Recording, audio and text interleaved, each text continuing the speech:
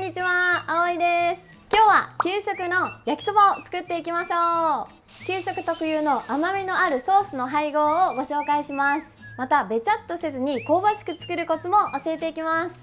それでは早速作っていきましょう。焼きそばの材料は焼きそば麺、人参、キャベツ、ニラ、もやし、豚薄切り肉、油、醤油、ケチャップ、ウスターソース、オイスターソース、砂糖、青のりです。分量は概要欄またはコメント欄をご覧ください。野菜を切っていきましょう。人参は4センチ長さの細切りにしていきます。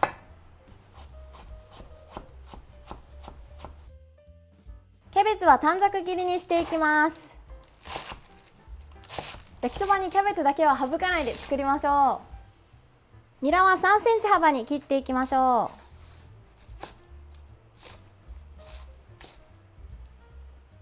もやしは洗って切らずにこのまま使います。豚肉は2センチ幅に切っていきます。豚肉は豚こまか豚ももがおすすめです。焼きそばソースを作っていきましょう。お醤油とここにケチャップ、それからウスターソースです。オイスターソース、最後にお砂糖少し入れていきます。よく混ぜ合わせていきましょう。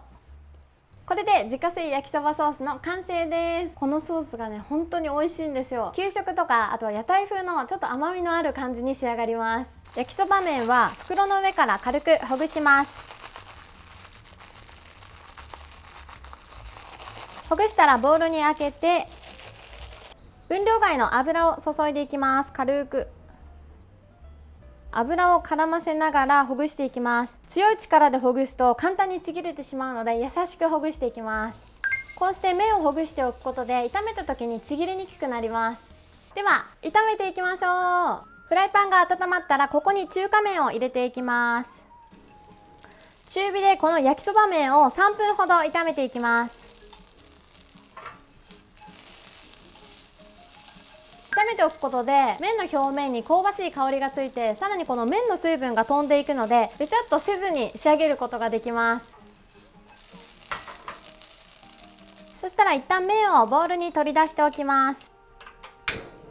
フライパンに油を引きます。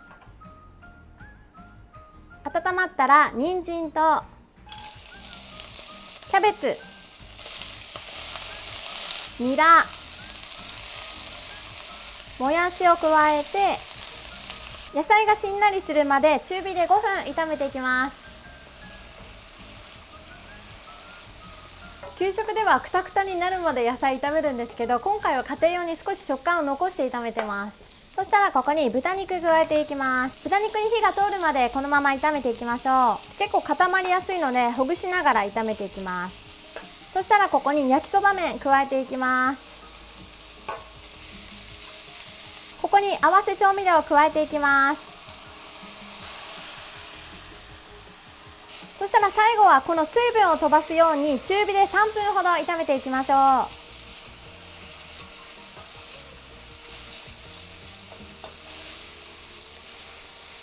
野菜の水分と調味料の水分を麺が吸ってくれるので、お水入れなくても程よい柔らかさに仕上がります。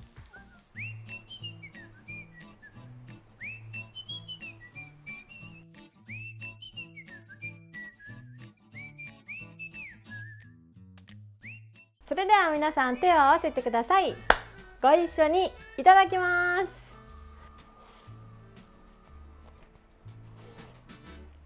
美味しい。焼きそば大好き本当に美味しい。今回のこの焼きそばは結構ね甘みがある焼きそばなので、おたふくソースとか好きな方はもう絶対好きです。そして焼きそばといえば焼きそばパンですよもうこれ絶対食べたくてもう作ってあるという。いただきます。